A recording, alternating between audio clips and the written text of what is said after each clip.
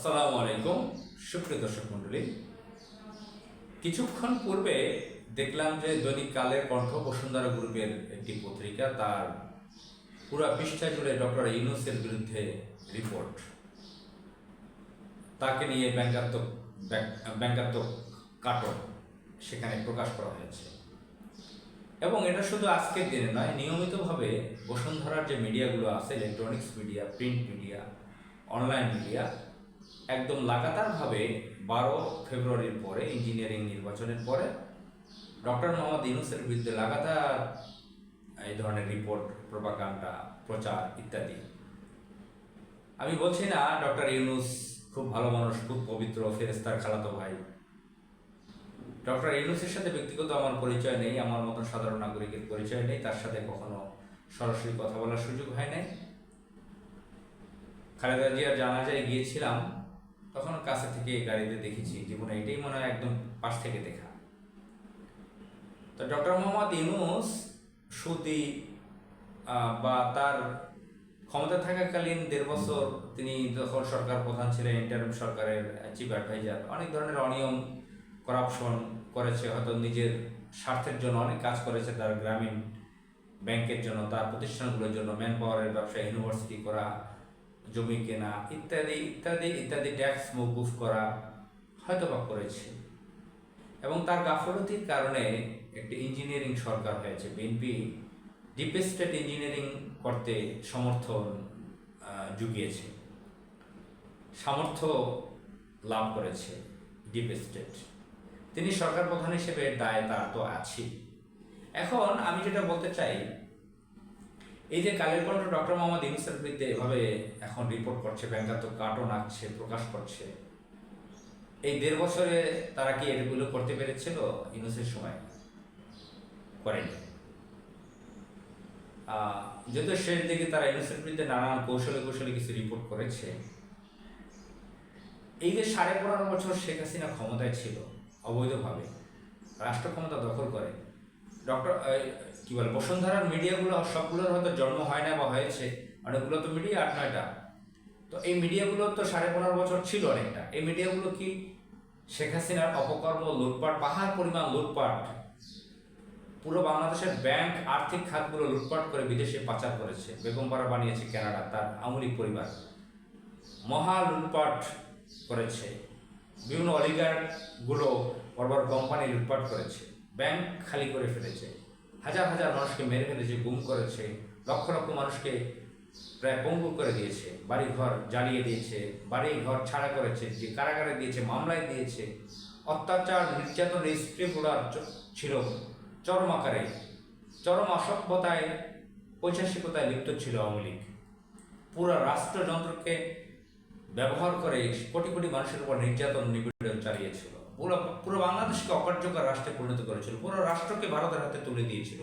আমাদের বর্ডারে ভারতের লোকদের ভারতীয় বাংলাদেশিদেরকে মেরে ফেলতো যখন তখন, নিয়মিত মারত। আমাদের 2009 সালে যে মেরে ফেললো পিলখানায় আমাদের সামরিক কর্মকর্তাদের, সাপ্লায় যে কত লোককে মেরে ফেলেছে, বহু ধরনের গণহত্যা ঘটিয়েছে শেখ হাসিনা, উন্নয়নের নামে যে মহালুটপাট করেছে, এগুলো নিয়ে এই কালের কণ্ঠ পত্রিকা, বাংলাদেশ প্রতিদিন পত্রিকা, ডেইলি সান ইংরেজি পত্রিকা এবং অন্যান্য তাদের ইলেকট্রনিক্স অনলাইন মিডিয়াগুলো কি আসলে রিপোর্ট করতে পেরেছিল? করে না। এই বসুন্ধরা গ্রুপ নিজেরা যে বিশাল সাম্রাজ্য, অনেক রাজাদের রাজা হয়ে গেছেন, অঘোষিত রাজা, ঢাকার বড় একটা এরিয়া, বড় একটা অংশ, নদীর এপার, বালু নদীর এপার ওপার মিলে তারা দখল করে রেখেছে, বহুত মানুষকে নাই করে দিয়েছে, বহু মানুষকে তাদেরকে বঞ্চিত করেছে, দখল করেছে তাদের জমি, এবং তাদের ভেন্ডরদের বিল পর্যন্ত ঠিক মতন পে করে না, কোটি কোটি টাকা ডিউ আছে তাদের, নানান অপকর্ম, নারীদেরকে মেরে ফেলা, ধর্ষণ করে, মামলা থাকা সত্ত্বেও তারা গ্রেফতার হচ্ছে না।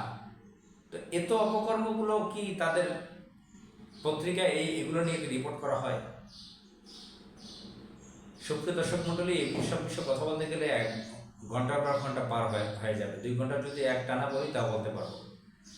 এত কথা বলতে চাই না, শুধু আমরা বাংলাদেশে যেটা দেখতে চাই, বিভিন্ন কর্পোরেট গোষ্ঠী, অলিগার্ক, মাফিয়া, যারা সরকার রাষ্ট্রযন্ত্রকে ব্যবহার করে লুটপাট করে, বিভিন্ন কোম্পানি আছে, তারা বিভিন্ন মিডিয়া তৈরি করেছে, ইলেকট্রনিক্স মিডিয়া, প্রিন্ট মিডিয়া, তারা তাদের মতো করে নিউজ করে। আমরা যেমন কালের কণ্ঠের জন্ম দেখেছি, কালের কণ্ঠের কিছু আগে বাংলাদেশ প্রতিদিনের জন্ম। তো এরা যেটা করে, এরা যে কাজটি করেছে, এরা প্রথম আলো, ডেইলি স্টারের বিরুদ্ধে রিপোর্ট করতো প্রচণ্ড রকমের। প্রথম আলো আর একটা অলিগার্ক মাফিয়া, তারা বিভিন্ন বিদেশি সংস্থার সাথে সম্পৃক্ত আছে, ফ্রান্সাইজিং, বিদেশি বিভিন্ন কোম্পানির সাথে তাদের জড়িত তারা আছে। আর লতিফুর রহমান সাহেব মারা গিয়েছেন, তা তাদের ইংরেজি পত্রিকা 1991 সালে, 98 সালে প্রথম আলো আসছে। তো এই পত্রিকাগুলো 2000 নামে তাদের ম্যাগাজিন ছিল, ট্রান্সকম গ্রুপের। তো তাদের বিরুদ্ধে এই বসুন্ধরার মিডিয়াগুলো রিপোর্ট করতো। আবার প্রথম আলোতে দেখতাম ডেইলি স্টার এই বসুন্ধরার বিরুদ্ধে রিপোর্ট। আবার যমুনা গ্রুপের যুগান্তর পত্রিকা, তারা দেখি যমুনার বসুন্ধরার বিরুদ্ধে রিপোর্ট। আবার এশিয়ান গ্রুপ, তাদের মিডিয়া আছে, তাদেরকে বিভিন্ন দেখি মানব কণ্ঠ, এশিয়ান টিভি, প্রত্যেকটা মিডিয়ায় যদি আমি যাই, ডিসক্রিপশন করি, দেখি যে তারা একে অপরের বিরুদ্ধে। নিজেরা সাধু, সাধু শব্দটা তো হিন্দুরা ব্যবহার করে, যে নিজেরা খুব পবিত্র, তো তারা নিজেরা খুব ভালো ফেরেস্তার আত্মীয় স্বজন, এরা কিছুই জানে না। এরা যে রিপোর্টগুলো করে, এগুলো কি আসলে মিডিয়ার ইথিক্যালের মতো পড়ে কিনা, মিডিয়ার যে রুলস আছে, নিয়ম আছে, কালচার আছে, এটা কি ইউরো জার্নালিজম না, এটা কি হলুদ সাংবাদিকতা না? আন্তর্জাতিক মিডিয়াতে যদি দেখি আমরা, বা মিডিয়ার যে একটা কালচার আছে, নিয়ম আছে, এই মিডিয়ার মধ্যে এইসব মিডিয়াগুলো কি মিডিয়া বলা হয়? আন্তর্জাতিক মিডিয়াতে কাজ করে আমার বন্ধু বান্ধব দু একজন আছে, তারা, তাদের সাথে মাঝে মাঝে আলাপ করি, তারা তো বলে এগুলো কোনো বাংলাদেশের যে মিডিয়া, সেগুলো কোনো মিডিয়া না। তা আসলে তারা কি ধরনের রিপোর্ট করছে? আসসালামু আলাইকুম।